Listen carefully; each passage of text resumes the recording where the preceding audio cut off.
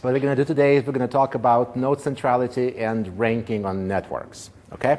So this is actually a very, very practical topic. It's probably, out of all this lecture series, is one of the most practical things you can learn, right? Well, unfortunately, as always, you know, the lighting here is not the best. But we can try to look at this by looking just at this picture. And you see a bunch of nodes scattered across it. Which nodes do you think are important? The biggest nodes. The biggest node. Okay, why? I suppose that somebody before me calculated.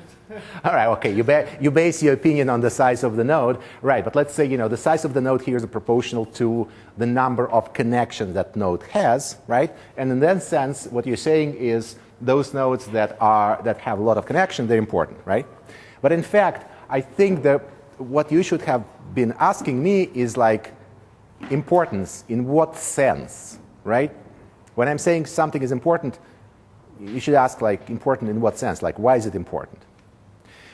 All right, now looking at this, you think that the nodes in the center is important, and you know when we generated this picture, you know, well, we put it in the center of the picture. We also think they're important, but there might be very different reasons for node importance. In this case, we don't have any data associated with each and every node, so we cannot talk about that. At this moment, we're only looking at the structure of the network, and so when we're talking about importance, it is sort of geometric importance in the sense that the importance that is determined based on the connectivity patterns. So when you look at this network and the nodes, we think which nodes, based on how they're connected and their position in the network, which of them are important, right? So we're not looking at any attributes for the second. Make sense? Okay.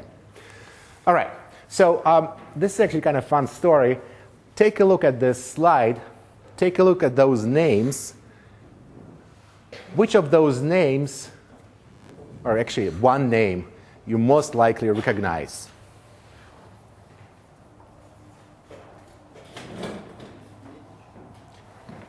Say it loud. Medici, right?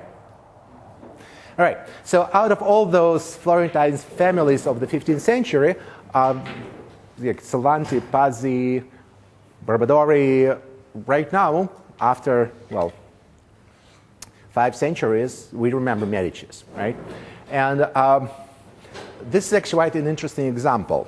What you see on this picture is this intermarriage alliances that has been created by families back in Florentines, right? In Florentine. And, you know, back in those days, all those marriages were kind of strategic marriages, right? So people were marrying, you know, families to gain certain position within the society. And so it's kind of interesting that that node, Medici, which, and by the way, Medici family, you know, if you go into the history book, they were not the richest, but still after those years, those centuries, the name Medici still we remember and the rest are forgotten.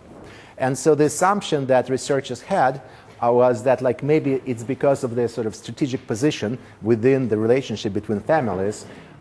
That's why they gained the importance and prominence, and that's why the name has been preserved through the years.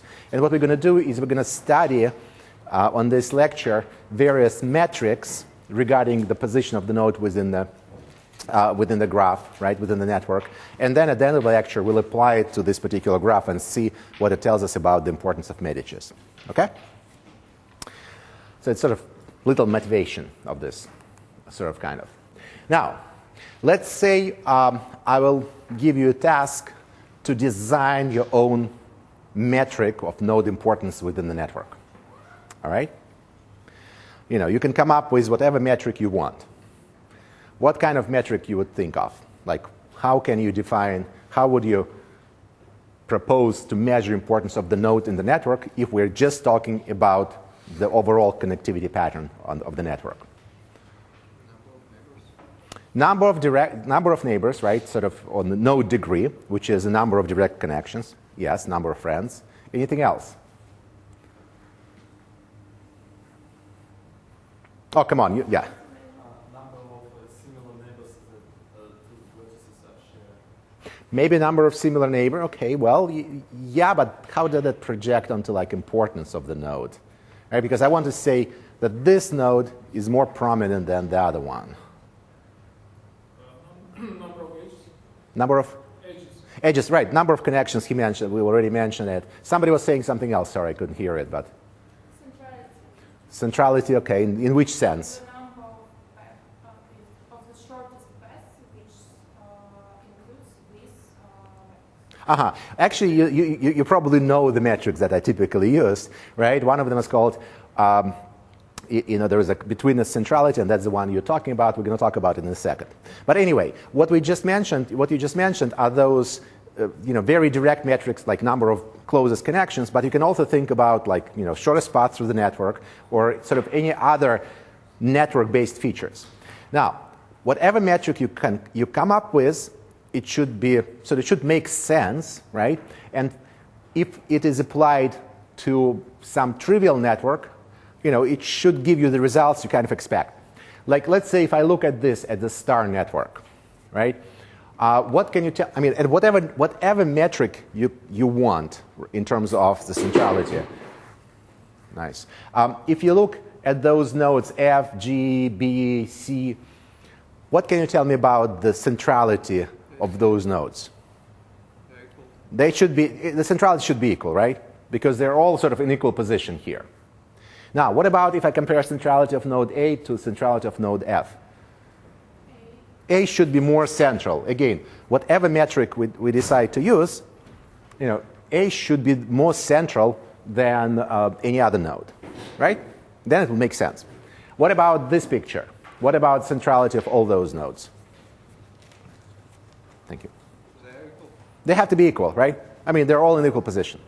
Now, if I look at this straight line graph, what can you tell me about, the centrality of the different nodes?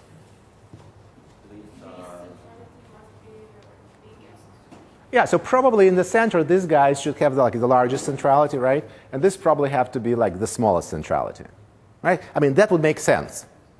And so the reason I'm showing you these graphs is because later on, when you start using centrality metrics, and again, we're going to talk about like 3 canonical metrics today, but if you like Google node centralities, you'll probably get like 20, 30, whatever of them. Like as many, you can invent your own centrality metric for a node. And one thing, those centrality should pass this test of making sense on very simple networks, right? It should actually, it should give like the same values for those nodes and identical values for those nodes, and this one, should give the highest. Well, in fact, this star graph should have the biggest difference in terms of centrality measures in between this node and the rest of the nodes, right? Okay. So let's talk about a few, like 3 canonical centrality metrics, and then again, you can derive pretty much, any metric you want. First is the degree centrality, and you mentioned that metric. This is really just the number of direct connections from this node, or number of edges, or number of the friends in the graph, right? That's sort of the first metric. It's called degree centrality. Now, quite often, we want to talk about what's called normalized degree centrality. Why would we want to do that? Compare different graphs. Say it again? Metrics. Say it again, Because we need a relative measure of degree in different graphs. Right. So, look, this number, the number of node degrees, number of the nearest neighbors, right? It's an absolute metric, which means if you have a small graph, within that graph, yes, the most central node, it has the largest number of connections, and you compare to other nodes within the graph. They're in sort of equal situation. Now, if you have 2 different graphs, one is a small graph, one is a large graph, right? In the large graph, the node might not be the largest in the graph, right? But it will also have more connections, more direct connection than the most central node in the small graph. So what you need to do is you need to normalize this to the size of the graph, to the maximum number of connections that the node could possibly have. And if you have n nodes in the graph, right, what's the maximum number of direct friends, direct connection a node can have? n minus 1. N minus 1 because, minus the guy himself, right? And by the way, in order for a node to have that many connections, what kind of structure of the graph should exist there? It should be a star, right? So we normalize it. And then we can compare degree centrality in between graphs of the different sizes. Now, again, do you always do it? No. I mean, if you're staying within one graph and just compare centrality of the nodes within the same graph, you don't care. But if you want to compare centralities of the nodes in different graphs, that's when you have to normalize things. And again, what's a high centrality degree node? Well, one thing to notice that they're not necessarily kind of in the geometric center of the graph, right? If we're just measuring high centrality in terms of the degree, right, it can be this node, and these nodes. They have much higher degree centrality than sort of geometrically centered node. And that's okay, right? Okay, makes sense. So the next metric I'm going to talk about is, you actually mentioned it, it's the shortest path story. So the idea is, the next one is going to be closeness, and then we're going to talk about shortest path. So the idea of the closeness is, in fact, the idea of sort of geometric center of the graph, right? So it might be interesting to find the nodes that are kind of geometrically in the center of the graph, and geometrically here I mean using the distances on the graph. Now, if you think, let's think about Moscow subway system, right? Probably degree centrality does not going to tell you a lot about nodes, and nodes would be like, subway stations. In this case, they're probably not very important, not very relevant to the map. What would be more relevant if you want to actually use subway, metro, the way you use it, right? What would be probably more relevant is where it's geometrically located. So which stations you would think in Moscow subway will be the most central? Again, think about subway as a graph where nodes are stations, right? And edges are, tracks getting from station to station. Охотный ряд, right? Could be. I don't know. Actually, I didn't compute it, but I'm not sure. Maybe we actually have it in the homework. But there are in fact graphs created from Moscow subway on the web, and you can actually download and calculate it. But yeah, probably Охотный ряд, right? Or maybe Pushkinskaya, or maybe one of those. How would you know that? Why would you say that? Because it's in the center. It's because it's drawn in the center, right? But I mean, why did they put this in the center? If we can try to, look, we're trying to build a model, right? We're trying to build some sort of mathematical story behind this, and sometimes you won't be able to draw it. Like this? Like this? Okay. So what's this? What we're trying to do here is we're trying to actually calculate the distance from every node to every other node, right? So you take a node, you calculate the distances to all other nodes.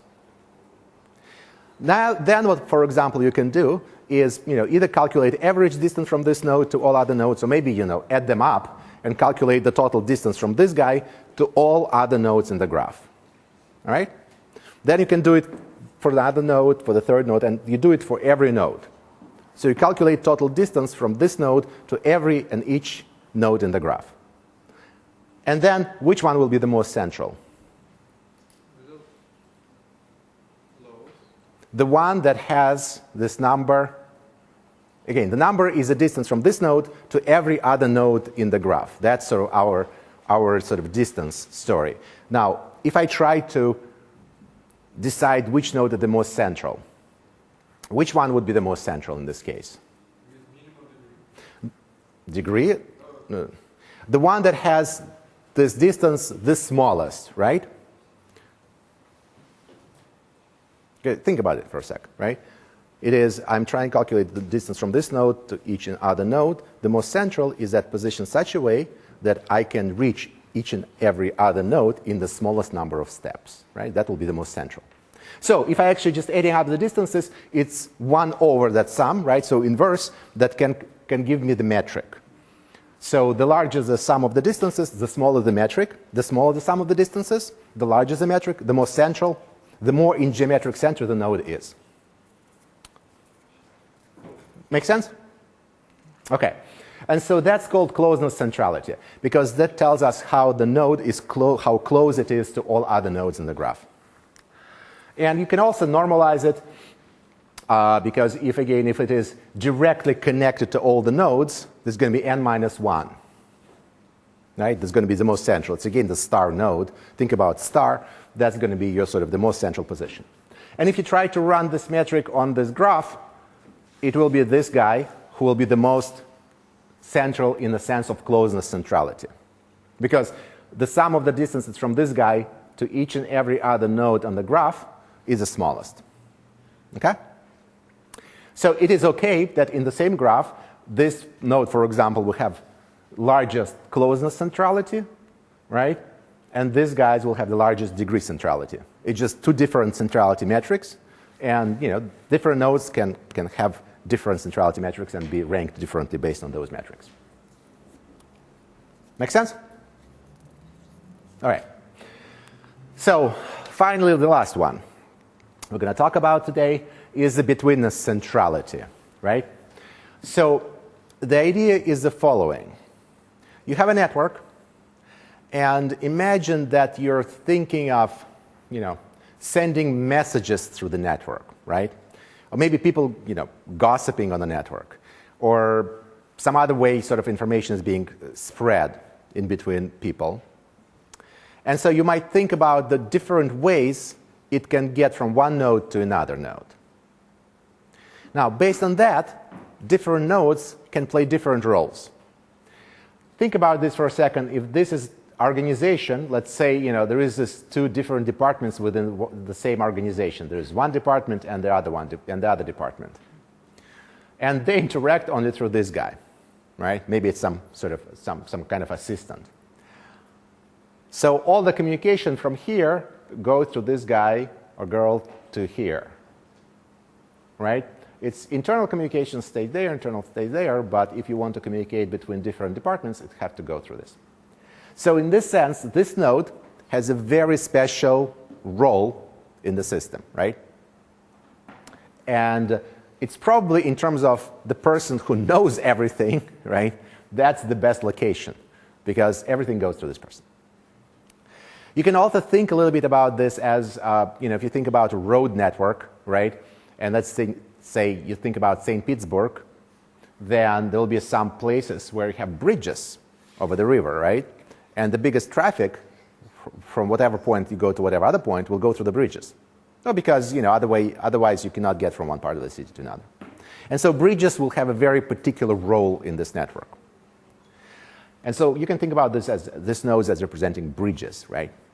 And so what I'm trying to say is, depending on the sort of story you have, depending on the metrics you use, different nodes can be more important to the network, and in this sense, more central to the network than others. And so here, it is as betweenness centrality. So the idea is the following. You take a node, you take another node, and you calculate the shortest path. And this, for example, the shortest path between them. And then there is this node, and the shortest path will be this way. And say this node and that node, the shortest path will be probably somehow like this, much longer, still goes through this node. So for each node, you can calculate how many shortest path goes to them. So you take all the possible pairs in the graph. You pick up this node, and you calculate shortest path. You pick up this node and that node, you calculate shortest path. You pick up this node and this node, calculate shortest path. And then for every node in the graph, you find out how many of those shortest paths go through that particular node. So if you take this node, how many shortest paths would go through it? One. Yeah, that's the only shortest path from him to his neighbor, right? I mean, well, it's not one, but shortest path from him to his neighbor, path from him to the other neighbor, from one to this other neighbor, etc., etc. But it's always have to start with him, right? But this guy, has more shortest path. In fact, if you actually do the computations, you'll find out that this one has the most. Well, and it's quite reasonable because it's a bridge connecting this group and that group. And so that's what this thing computes. Now, it also has normalization in here, which is the way to read this is how many shortest path goes from node S to node T through node I. And this is with summing over all nodes S and over all nodes T. And here, this is the total number of shortest path in between those two nodes. So we're finding the ratio of the number of shortest path going through this node versus the total number of shortest path in between the pairs. And that's the metric. Now, again, the good news, there is obviously a function in R that will be between the centrality, and you can call it, and it will just give you the number, right? But I just want you to understand what that actually number means. Now, if I want to compare the same way as we compared node degrees, previous types in between different graphs, you can also compare this between the centrality and between different graphs. To do it, you need to normalize. Who can tell me where this normalization came from? Those numbers. What do they actually mean? It's n minus 1 times n minus 2 divided by 2.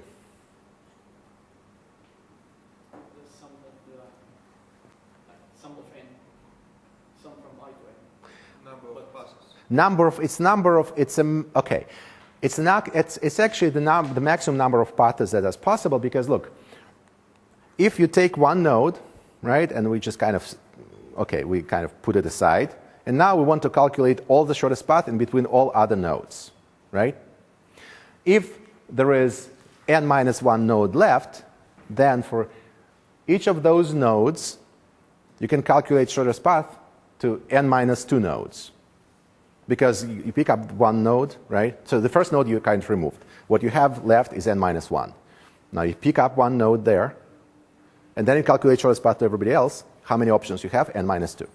So there is n minus 1 ways to pick up the first node from where you start your journey, n minus 2 to where you end.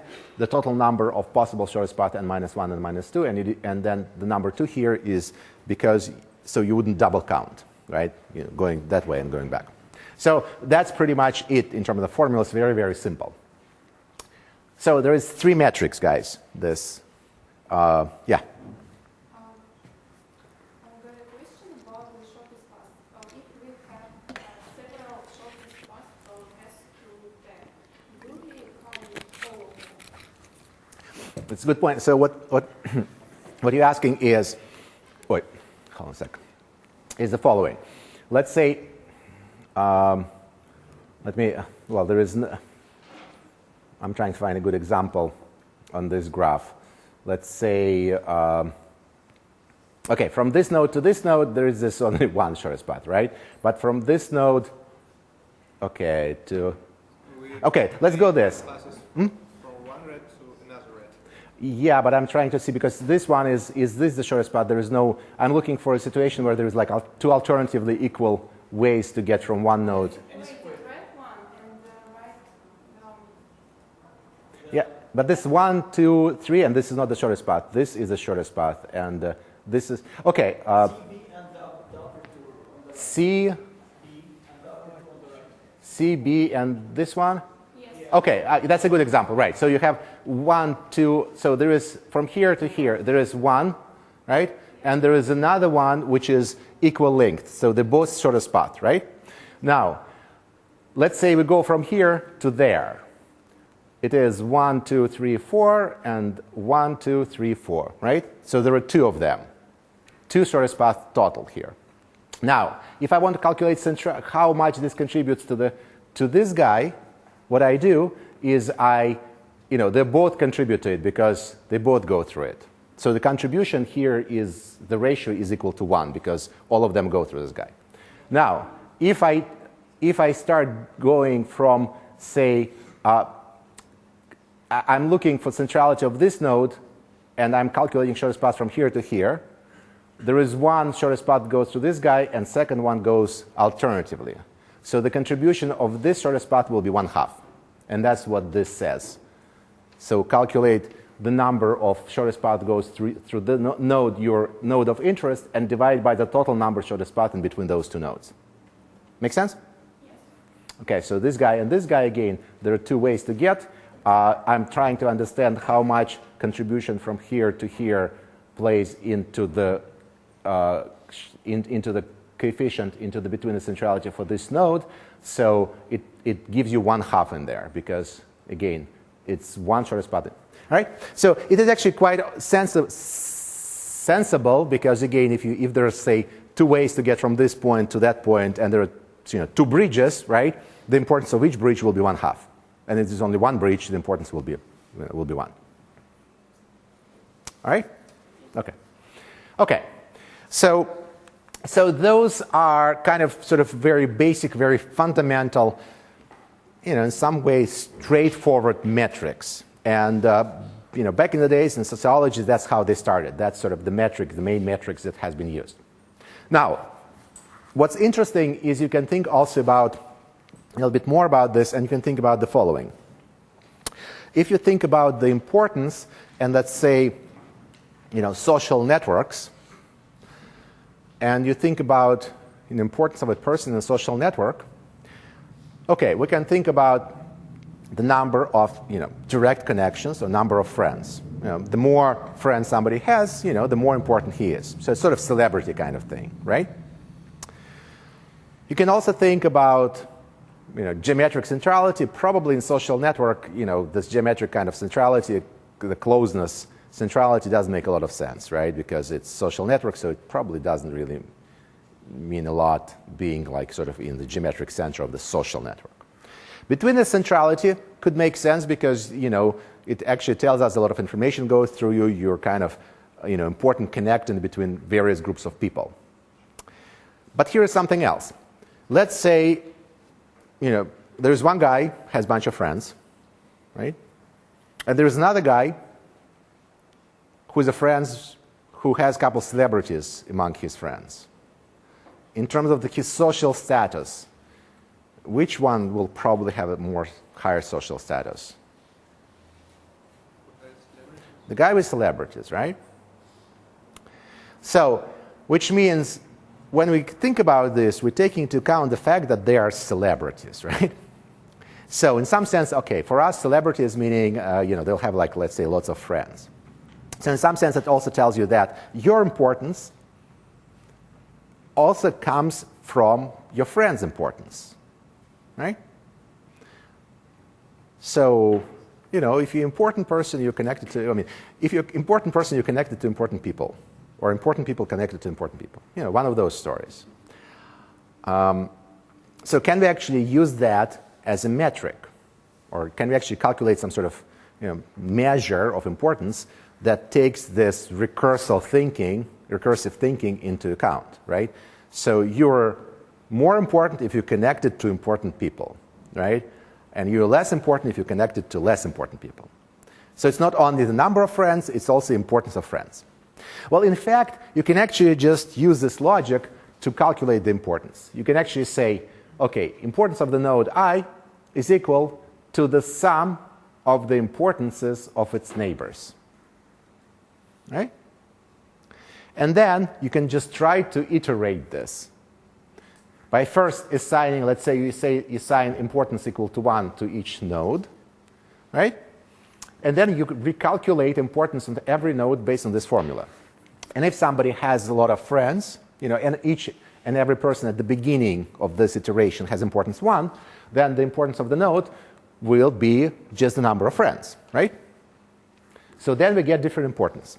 But then we're just taking this and plug it in back there and run it again.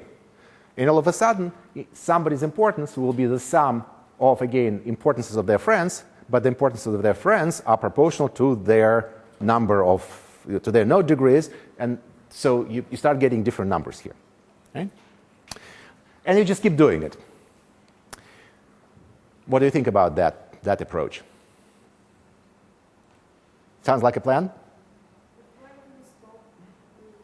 Yeah, when do we stop? Okay, so that's the first good question, right? When do we stop? And then there is another problem with this approach.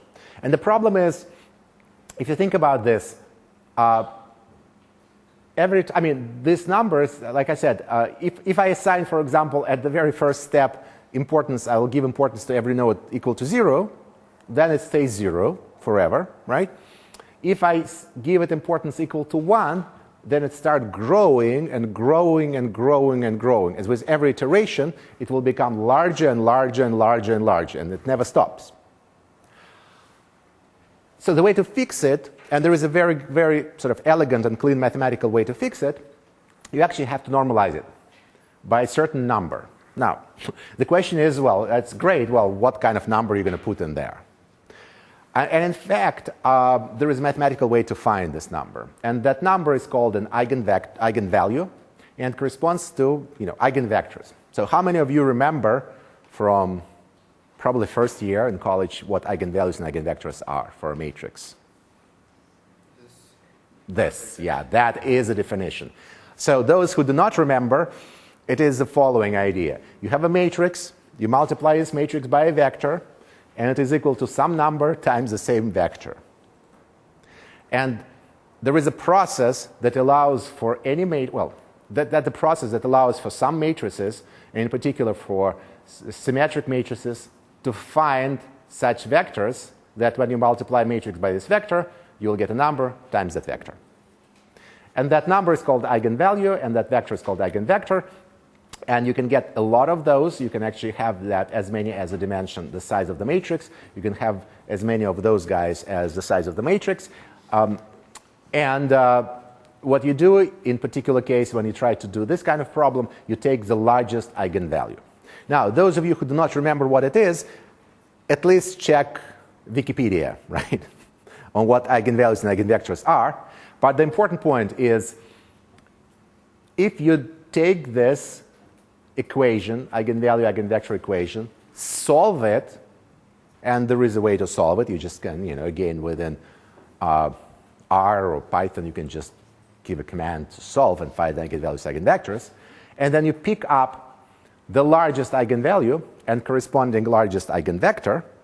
Then elements of that vector will correspond to this importance of the nodes. Just a sec. And if it's solved, that lambda is, you can also, if you know that lambda, you can also get it done by just doing this type of iterations. Yes? How do you calculate A matrix? Oh, A matrix, okay, this is the adjacency matrix. So you have your graph, and you have connections in there. And if you remember the first lecture, we discussed that there are two representations of the graph, right? You can actually just draw it with nodes and edges, or you can represent it as a matrix where the number of nodes, the number of columns, the number of the rows is just the size of the matrix, it's the number of nodes, right? And on the intersection of every row and column, there is non-zero value, usually 1, if there is a node, if there is a connection, if there is an edge between those two nodes. So it is just adjacency matrix. All right, are you guys still here? We lost everybody? Sort of? Kind of? You don't know? Okay. Google eigenvectors, eigenvalues, you will feel better. But seriously speaking, like the first three, the funny thing, by the way, this eigenvector centrality was also proposed by sociologists, not by mathematicians or physicists or computer scientists. So that tells me the sociologists, they do know enough math to actually understand eigenvalues, eigenvectors. So if they can do, like everybody can do, look up. You don't need to know how it's being computed, but just be aware that it exists. And what's important is the meaning here, right? So the meaning is the importance of the node is proportional to the importance of its neighbors. In fact, the importance of the node is proportional to the sum of the importances of its neighbors. And so that means that if node connected to important nodes, its importance will be higher than if the same node is connected to less, or similar node connected to less important nodes. Make sense? How can we understand that from mathematics? Oh, this one is because if the importance is measured as it's measured as a number, right? So what we do, and they're all positive numbers, what happens is this number, which is the importance of a node, is equal to the sum of the importances of its neighbors. Just as simple as that. And so, if these are getting larger, this is getting larger. And the only thing I do here as a sort of adjustment to the formula is I normalize it by this eigenvalue, and I do it to prevent from those numbers to grow like very large, right? And the trick, you don't really need to do these iterations. It actually happens automatically when you solve this eigenvalue eigenvector problem. Okay? So we talked about 4 different centrality metrics so far, right? The degree centrality, which is just the number of direct connections, node degree. Then there is a closeness centrality, which is the distance-based centrality, so how far this node is from all other nodes. Then we talked about betweenness centrality, which is how many shortest paths are in there. And then there is this one, which is eigenvector centrality, that is also tells you that also takes into account direct connections, but it also takes into account the actual centrality of those connections. And so that means if you look at the picture, it will usually be that the large nodes will have some large nodes as its friends. Because that's how this formula works, right? And you notice this guy will have large guys as its friends. Right? Okay, so here's an example. Oh, and by the way, the function, of course, I graph closeness. That will tell you closeness centrality. I shouldn't be. I should have shown this graph without the coloring yet. But anyway, if we do, can you guys see the graph? Yeah. Okay. So what it shows you is the nodes with the largest closeness centrality. And if it doesn't tell you which one has the largest, but out of all this graph, these guys have, the sort of 5 nodes with the largest centrality compared to others. And so what you notice, actually, can you describe to me, like in sort of plain English, what kind of pattern you notice in terms of where those central nodes are? Like cities and roads. Clusters, right? So if you look at this, there's like some clusters in there, and the most central nodes, they're usually located within those clusters, right? And it makes sense because, again, cluster, it means there are like a lot of connections here, and so when you calculate total distances, it's probably the nodes like in the center of the cluster that will have this largest values, largest closeness centrality. Which one of those have the largest closeness centrality within the graph? I don't know, but again, these are the nodes with pretty big of those. Now, looking at this graph, degree centrality will probably, it's every node is scaled by node degree. So in this case, probably, these guys have the high degree centrality. What about betweenness centrality? Remember, if you look at this graph, which nodes do you think will have the higher betweenness centrality, or the highest among others? No, that's which between. Yeah, so it's probably those guys that looks like sort of bridges, right? And your intuition is correct, right? These are the nodes that have the highest betweenness centrality if you actually calculate and plot it. Now, there is a difficult question. Which nodes do you think on this graph would have large eigenvector centrality? Now remember, those are going to be the guys who are well connected, right? Because there is a sum of the centralities of the neighbors.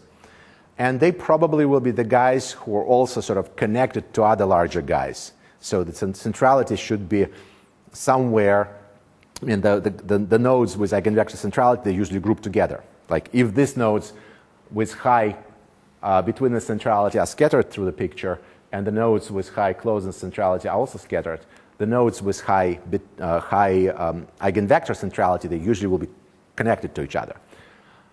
So it's a tough question, but where do you think they might be? It could be here or there or maybe here, in the group of closely connected things. Like it's in fact those guys.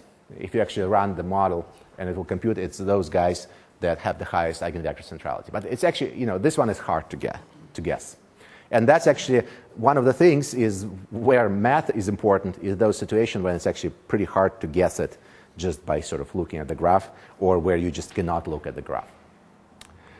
Okay, so here's an example. This is a geometric network. Geometric means it's created by randomly putting nodes on 2 dimensions and just connecting them. First one is the degree centrality. Well, there are sort of A is this one. Well, the nodes have, and the color code is the redder it is, the more central it is within that metric. And so you can notice that, say nodes with degree 1, there's this guy with degree 1. It's blue, then there is a guys on the boundary, they're poorly connected, it's like light green, and here there's some of like redder or a bit more of yellowish, but there's not a lot of patterns in here. And that's the way it's supposed to be within the sort of random connections.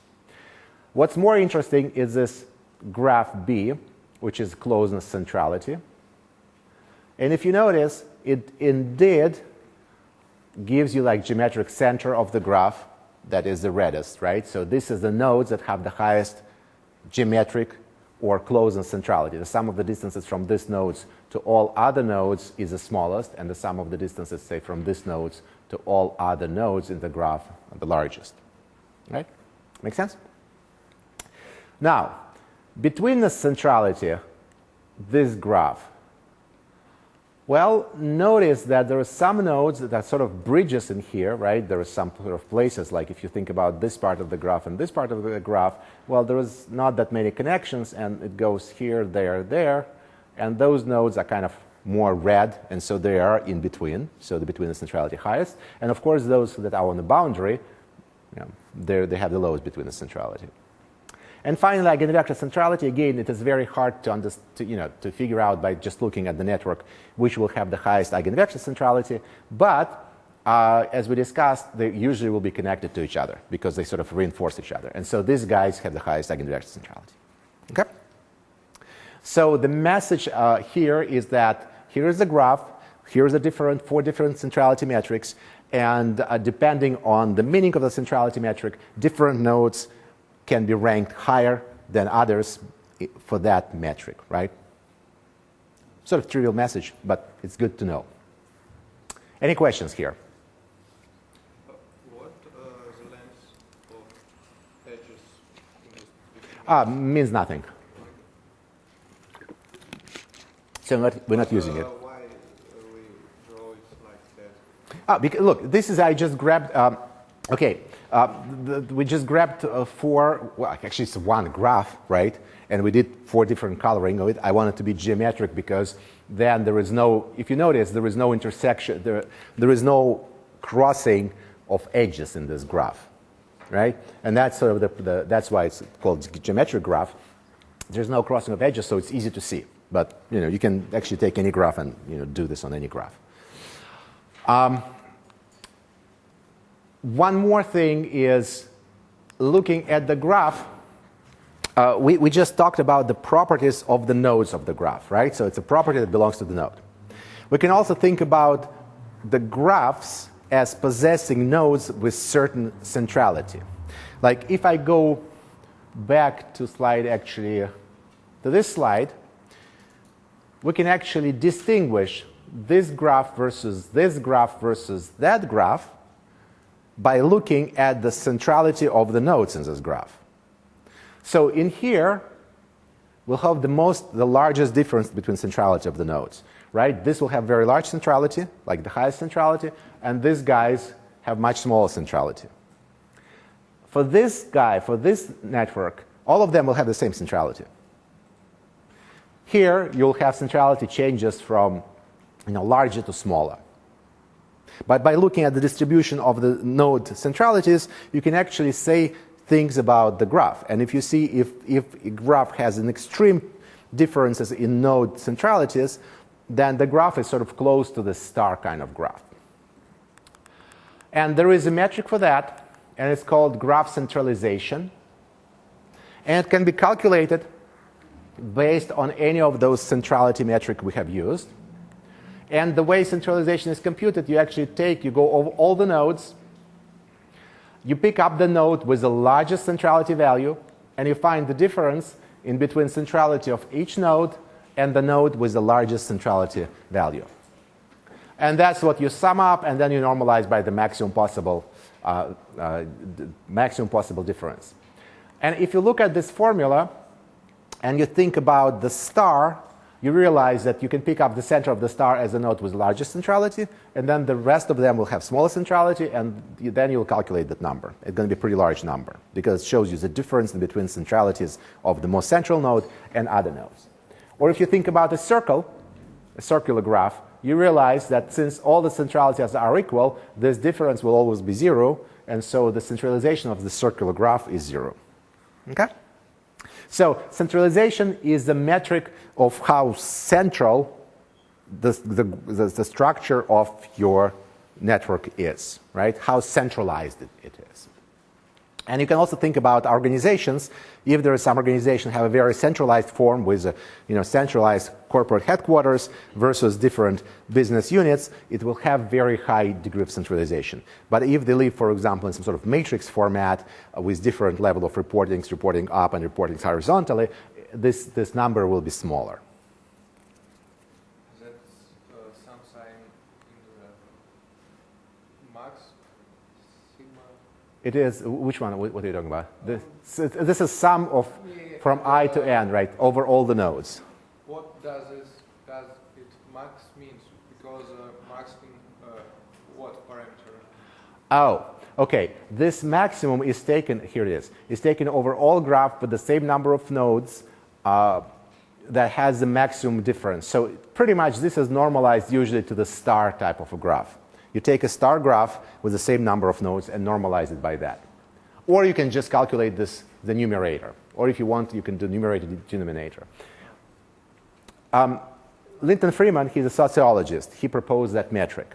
Again, one of the things you guys, I want to sort of let you know that a lot of this metrics has been, proposed by sociologists, but they're somewhat ad hoc metrics in the sense that he thought about it, there is some reasoning behind it, I'm explaining you the reasoning, and you use it.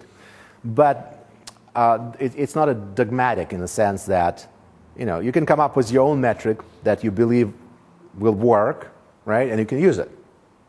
So these are actually quite trivial things, and so, again, you don't like this metric, you can come up with your own metric, if it has the same sort of meaning, right? You believe that it will give you express better the changes, in a structure. For example, I would actually not use this single number. I would use the distribution of the centrality for the graph, because for me it's easier to kind of picture the graph based on the degree distribution of the centrality measures. But yeah. Okay. So far, we talked about undirected graphs, right? So, like friendship network. And we talked about the importance of the nodes in those undirected graphs. But there are a lot of graphs that are, in fact, directed, right? And we talked about it. If you think about the graphs, one-way streets, directed graph of phone calls, who calls whom, graph of, SMS, email messages, who sends whom, et cetera, et cetera, et cetera. So there are a lot of graphs that are directed. Can we use the same type of metric? Can we use the same type of metric on those graphs? Yes, but we have to be careful. And by the way, good metric here. I'm sorry, good example here is you can think about, say, nodes as research papers, right? And edges will be citation. For example, one paper cites other papers. So do you guys in your coursework write papers, like research papers? Do you cite other papers? Yes. So that's what it should look like, right? There is some paper being signed by a lot of people, and then the other paper is not signed. You don't get a lot of citation. And maybe if you write something really, really good, somebody's going to cite it too, right? Maybe. All right. Anyway, so citation graph can be like this. Then you can also think about graph, patent graphs. I mean, patent actually refers to other patents, et cetera, et cetera. So there are like a lot of graphs out there that are directed. So how do we deal with that? Well, if you think about node degree or node centrality or degree centrality. Can we use that for directed graph?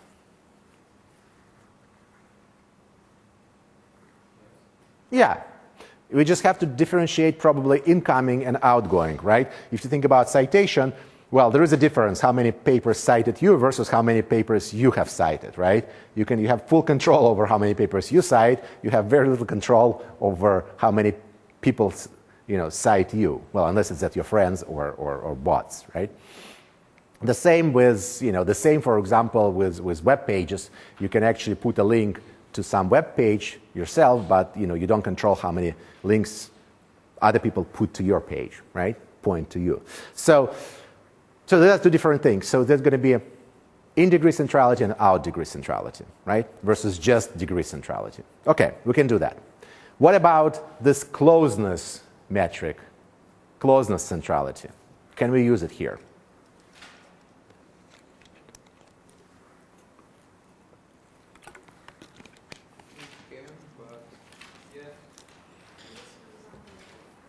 But we have to calculate only existing paths. And what are you saying? I think about, for example, if we take the example of citations, for example, people are working in one lab, there may be closest network at work because they are citing each other as they're working in one field. Okay, so first of all, there are several challenges with this. One challenge is, as you're saying, there might be a lot of sort of, feedback loops kind of citation things, right? And that's why this metric might not be very efficient. But there is actually even more challenging situation. Think about road system, right? Like roads in Moscow, or any other city where the one-way streets, right?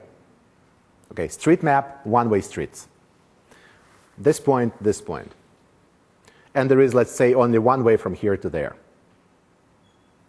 And to get back, you need to drive around. Now, if you try to determine the distance between those two guys, what is going to be?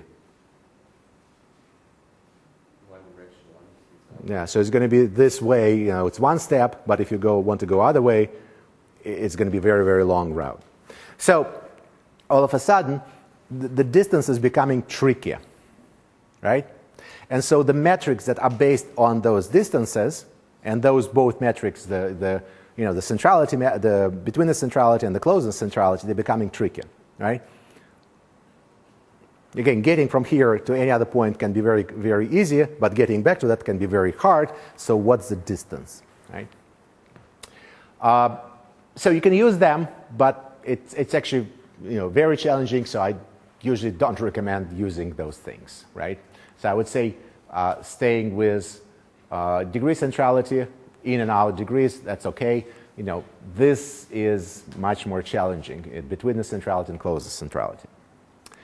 But there is a special metric that has been designed to work on the directed graphs, and it works like really, really, really well.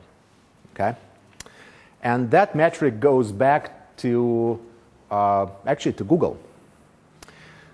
Now, do you know what the Google algorithm called, the one that is used to rank web pages on the graph? I mean, in the web. Pagerank. Right? By the way, why is it called Pagerank? Okay. Well, there might be two reasons, right? One reason because it ranks web pages. The other reason is because Sergey Brin and Larry Page. Those are two Google founders and the authors of the papers that came up with this PageRank. All right? So, whatever you want to believe in, but there might be two different sort of answers to this question. Anyway, so the idea is the following. Back in the days, and that goes back to, I think Google was created in like 98 or 95. So back in those days, when the search engine just started, there was this problem of ranking search results. I mean, right now, there's like millions of web pages, right? You type in something in Google or Yandex, it gives you search results. The most relevant pages are on the top of that results list, but you can actually go and click on next page of search results, next page of search results, etc., and the results, well, getting less relevant, right? And the algorithms today work pretty well. Now, back in the days when the web started, there was no very good algorithms. So in order to rank those pages, rank search results, what search engines did were some very, very simple things. For example, they'll take the keyword you type in and just check if that keyword exists on the page, right? Then they'll, for example, check the title, if the keyword is in the title. Then they can check the freshness of the page, for example, when it was created, and those kind of things, right? When the web was small, that was sort of enough. Then web start growing, and the pages start getting linked to each other, right? And then, by the way, and the first thing I explained is pretty much the way the search works in any database, right? In any text database. Now, when the pages start getting linked, you start getting some information about links, and then you can, for example, rank pages based by, by the number of pages that links to you, right? Let's say if you're an important page, other people believe you're important, there are a lot of links that points to you, right? Then you can be ranked higher. But then what happened is also online advertising has been introduced, and people start collecting a lot of money, making money out of it, and so all of a sudden it became very profitable to be ranked higher in the search result list. And then a lot of spammers appeared who wanted their pages, though content-wise they were poor, to be ranked very high. When somebody types for the search result, their page will be popped up. People will go to those pages, then they'll see advertising, and the guys will make money, right? And that became this sort of endless fight in between search engines that rank web pages and the spammers and the advertisers who are trying to get in front of your eyes for different search queries. And unfortunately, at some moment, those spammers were winning, right, by spamming the search engines, and it was very, very hard to get good search results. And that's where Google guys came up with an idea. And the idea is actually, the saying is that's what sort of started Google. There are other things, but the idea was sort of differentiating from other search engines. And the idea was to actually use links among pages as this endorsement for the quality of the page, and also think about it the following way. It's not only who points to you is important, but it also his importance is important. If it's a good page, if it's a CNN pointing to your page, you probably have a good page, right? And you can bring it up in the results. The only question is, if you look at the text and CNN is good, but can you actually do it algorithmically without actually looking maybe, whether it's CNN or New York Times, trying to algorithmically understand it? At this moment, you should have a deja vu, because I've been telling this like 10 minutes ago when I was talking about one of the centrality metrics, right? Which one? Yeah, Eigenvector Centrality. So it is very, very similar to that. Now, unfortunately, that metric does not work well on the directed graph. I kind of hinted back there that those eigenvectors and eigenvalues, you can solve that equation. It exists when the matrix is symmetric, and matrix is symmetric when the graph is undirected. When it is directed, it doesn't work that way. Now, the best part of the story is that the Google guys knew nothing about this, right? They didn't know math behind it at first, and the math was sort of brought to their attention later. But they have an idea how they want to rank the web pages. And the idea was the following. They were thinking about, they wanted to model a sort of random surfer. Well, what they meant by that is, let's say you're kind of surfing the web, right? I'm not even sure if people do this anymore, but again, back in the days when the web was new, you go to some page, you see you read whatever is there, right? Then you have links from that page to other pages. Well, you follow one link, right? You get to some other page. Okay, maybe it's interesting, maybe not, but that page also links and points to other pages. You click on the link, you just keep going, right? And at some moment, you're getting tired and bored. You say, okay, fine, search something new or come back to the page. Now, today, probably people don't do that much of this sort of surfing. They're more using search engines, right, to find the results and just go there. But you might still follow the links, especially if it's a news page, right? You can follow the links. But this type of behavior, for example, is very obvious in social networks. Come on. How many of you ever clicked on your friend profile and then clicked on their friends, right? Yeah, you probably spend some time, and you just keep doing it until you end up like, who the hell is this guy, right? So there is this such a behavior. It does exist, and they in fact call it a random surfer model, and that's how they explain in their original paper. And notice the authors, right? This is sort of the date of, you can think about this as a date of sort of birth of Google. The paper was published by Sergey Brin and Larry Page in 1998, right? Back then, both master's degree students at Stanford. So they thought about PageRank can be thought of as a model of user behavior. We assume there is a random surfer who is given a web page at random and keeps clicking on the links, never hitting back, but eventually gets bored and starts on another random page, right? So that's the model we just discussed. And then they say the probability that the random surfer visits a particular page is called PageRank. Boom. So PageRank is a metric, or the probability that after when the surfer like randomly walks the graph, he visits or she visits the page. You should think about it the following way. Again, how many of you guys like to walk the city, especially if you just, you go visit some city, you don't know. How many of you like just to walk the city, like, walking the streets? For a while, like a little bit like randomly, right? You don't know the city, you don't have a plan, you're there on vacation, right? You go, you go to Prague, or you go to any other like sort of old European city, right? You go to Riga, and you start like walking Old Town, right? There is all this crossing of the streets, little squares, and you're kind of taking random turns, right? Now, if you actually do it for a while, something funny is going to happen. You get lost, right? Okay. You might notice that you're coming back to the same place over and over again, right? Especially if the sort of downtown is not very large, right? And you're taking random turns. I've been on the square like, an hour ago, right? Like, think about again, like small Italian cities. So what happens is you actually, if you think about the squares and street intersection as nodes, right, and the streets connecting them as edges, and what you're doing, you're walking this graph and randomly following the links. And the way, if any time you get on the intersection, right, you kind of literally flip a coin where you're going to go left or right or straight. Then it's a pure random walk, and depending on the structure, it might lead you more often to some squares than to other squares. And then after, let's say, you do it for a week, okay? I don't know, you just love the city, you just keep doing it for a week. You can actually count how many times in this week you ended up on one intersection, another intersection, the third intersection, et cetera, et cetera. And then you can rank those intersections by the frequency with which you ended up there, and that's going to be your page rank, all right? Okay, and so that's what they did for the web, and it worked miraculously well.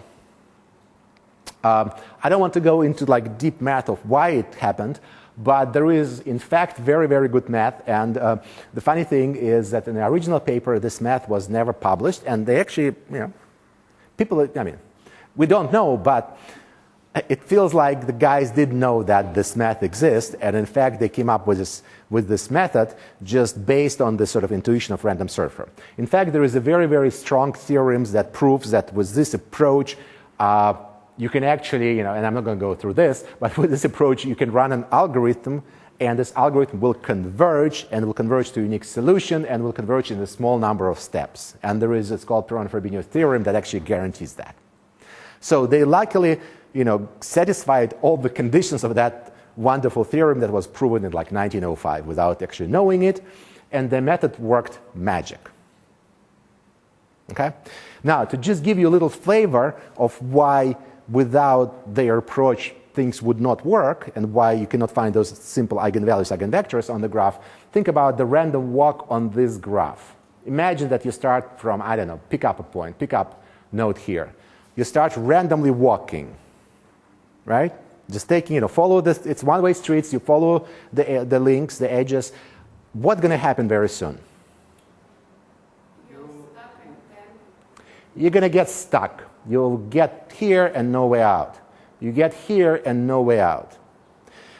So pretty much, if you calculate probabilities of you're visiting certain pages, you eventually get like probability equal 1. You're here, you're stuck, and you're not visiting anything anymore. There can be other situation. Look at this guy. If you start somewhere there, there's no chance you get there. So if you just sort of randomly walking the streets and just following the links, and that's what, in fact, eigenvector model does, there are bad things happen, right? You'll get stuck in those sink nodes, and you'll never get to those source nodes. The magic that PageRank algorithm did was introducing those random jumps, this sort of random surfer. Remember they said, like, okay, when somebody gets bored, he just sort of teleports it to another location. Now, in physical world, you cannot do it, but in this virtual world, why not, right? I mean, you get bored, you make a new search query and start fresh. And so here, it really means that if you end up here, you can jump to pretty much any other location on the graph. And that's make this graph connected. And when it became connected, then there is a theorem satisfies, and then everything is great. Because then you can just keep walking, and calculate probabilities, and that's your number. Anyway, that's pretty much your PageRank. So it is the most powerful algorithm for ranking on graphs. In fact, it also works on undirected graphs if you want to. You can actually calculate it for directed or undirected graphs. And it gives you ranking, unique and very good ranking of nodes. Again, the intuition, of course, if you have a node with a lot of incoming links, right, that node will have high page rank. Because again, think about randomly walking on the streets. It's a one-way street. A lot of streets lead to the same square. Well, it's going to be ranked high. But at the same time, it allows you to have this ranking done consistently. So again, the great news within iGraph, the page rank, and there you go, right? You give a graph, you run this page rank. Every node will get a page rank. And here the nodes are have size and scaled by this page rank.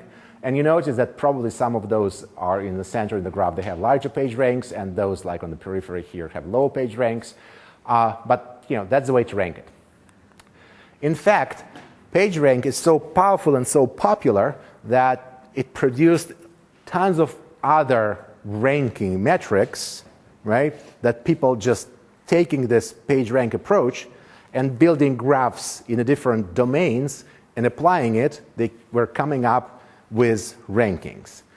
Like, okay, here's, Twitter rank, right? You can rank Twitter users. Then there is, trust rank, for example. This actually connects. It's also about nodes, but when you have certain trust in certain nodes, you can spread this trust in the system. For example, if I trust this node, I might trust nodes it points to, right? But next nearest I might trust less. So if I trust this person, I might trust his friends, maybe a little bit less than him, but friends of his friends I'll trust even less, and if you go further, trust decreases. So you can actually calculate, you can rank trust. I have no clue what the badge rank is. You can, look at the books the way they're purchased, and you can rank them. You can rank investors. You can rank citation. I have no clue what fact rank is, but just you can Google any of those names, and in fact, this is like sort of really collected. It's, you don't see here, but I picked it up from one of the research papers of my students, former students. These are actual algorithms. You can Google any of them, and you'll find the source of that algorithm, and you'll learn what the heck they're trying to do with this. But and that's of course a very, very short list. I'm showing you there are many more algorithms that are based out of PageRank. So what you do is you take your data. It is either coming to you as a network, or you kind of converted it to a network, and then you run PageRank, and that allows you to rank nodes of that network. Okay? And it doesn't matter if the network is directed or undirected. So compared to the previous ranking methods that were kind of the first four were designed for undirected graphs, this works. It was designed for directed, but works really well on both. Any questions?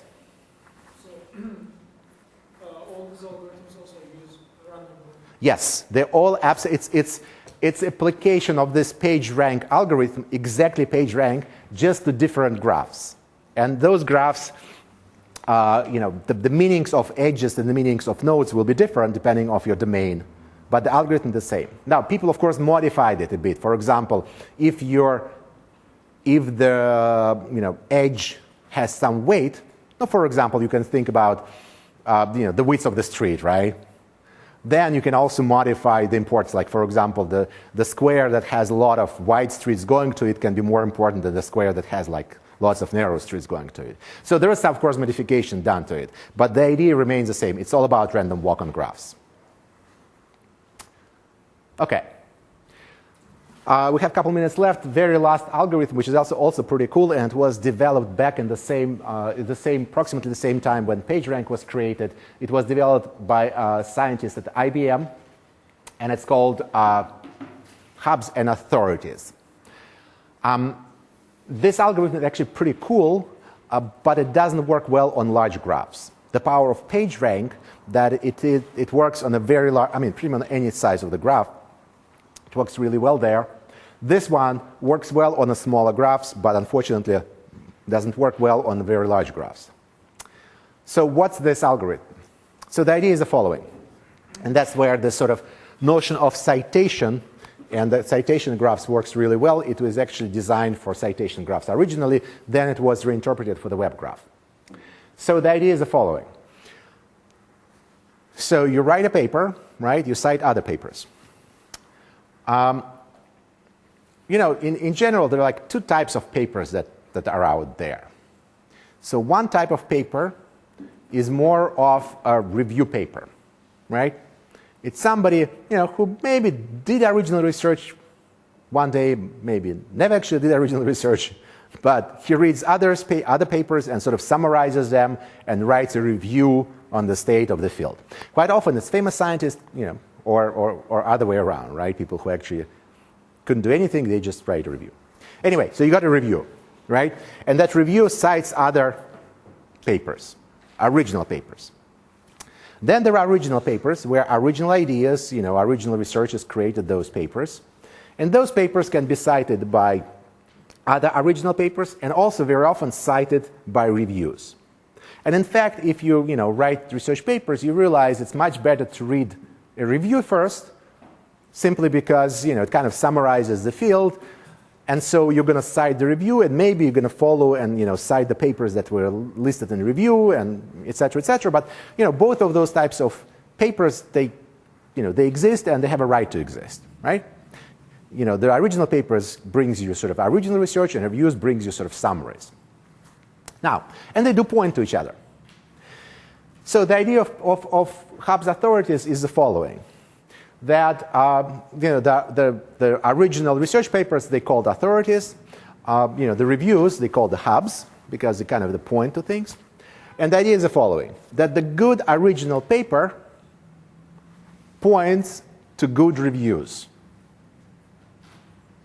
Right? Because if you do good original research, you first kind of say, okay, well, that's the state of the art, and that's my contribution, and you pick up the state of the art from good reviews. And good reviews should point to good original papers, because otherwise they'll be shitty reviews, right, if they point to bad original papers. So that's pretty much the idea. Good original papers points to good reviews, good reviews points to good original papers. And so you can actually introduce, for every paper, you can introduce two types of metrics. So instead of just one metric, which was, say, PageRank, it was one number, we can actually have two numbers that characterizes every node. And one number will be the authority score, authoritativeness of the node, and then the other one will be the sort of hubness of the node. So in some sense, is how much your paper is, how well it ranks as a review and how well it ranks as an original research paper. And so what you do is good authority is referred by good hubs, and so the authority scores is calculated as a sum of the hub score, your neighbors, and the hub score is calculated through authority scores of the neighbors. So it's also this sort of recursive story. And we do know that sometimes those recursive stories work, and in this case they do work, and you actually can calculate those hubs and authorities for graphs. Unfortunately, again, it works well for small graphs. When it's large graph, unfortunately, they kind of sort of blurred, and you don't get very good differentiation between nodes based on those scores. And to calculate them, you can take those equations, put them together. Again, it leads to this eigenvalue, eigenvector problem. So all the coolest algorithms, they will end up being eigenvector, eigenvalue, eigenvector type of algorithms. And after you've done this, this is an example of the result. Again, you can get it by using iGraph and do, hub score, authority score, and okay, well, I put it there, but wanted to ask you, where are the hubs? Obviously, these guys have high hub scores, and everybody there have very little hub score. It's the same graph, right, on the left and the right. Here, I just scale the nodes by the hub number, or by this hub score, and here I scale the nodes by the score of authoritativeness of the nodes, right? And so here, these are the nodes that have very large hub score, and here are the nodes that have large authority score, right? And there is also dependency in between that. If you have a large hub score, you point to nodes, and their authority score will be also large. Yes? When the graph became too huge for this? I would say, you can actually, I think in the homework you will have a chance to play with different graphs. I would say when you go past like sort of 10,000 nodes, that's when you start seeing that it's just what happens is a lot of the nodes will have very similar scores. And so then it's not usable anymore, right? That's the problem. With PageRank, it doesn't happen. Here, a lot of them will have very similar scores. And so, but this was like sort of a great idea. It didn't take off. There were several search engines that tried to use it in the real production, but they lost to Google and the PageRank algorithm. So now we're using PageRank. And as was advertised at the beginning, this is this Florentine marriage family, right? And different scores, different centrality metric, and the red is the nodes that have the highest centrality according to those metrics. And if you notice, degree centrality, yeah, Medici is getting good. Between the centrality pretty high. Closest, Medici and some other family. PageRank, again, Medici is pretty good. So, and there are a couple other centralities we haven't talked about. Eigenvector centrality, again, undirected graph, so you can calculate all the centrality metrics we discussed before. We haven't talked about these centralities, but again, there are more centralities that we covered today. The point is, yeah, it's sort of anecdotal evidence, but if you actually look at this graph, Medici is doing really well in all the centrality metrics, right? And maybe that's why, after all those 5-6 centuries, we still remember about them. All right? Any questions? Concerns, complaints, suggestions? No? All right, we're done. Have a good weekend.